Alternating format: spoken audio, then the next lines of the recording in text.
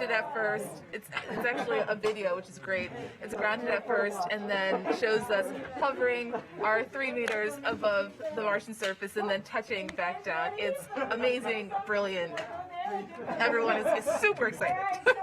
So I would say it's a success. I would say.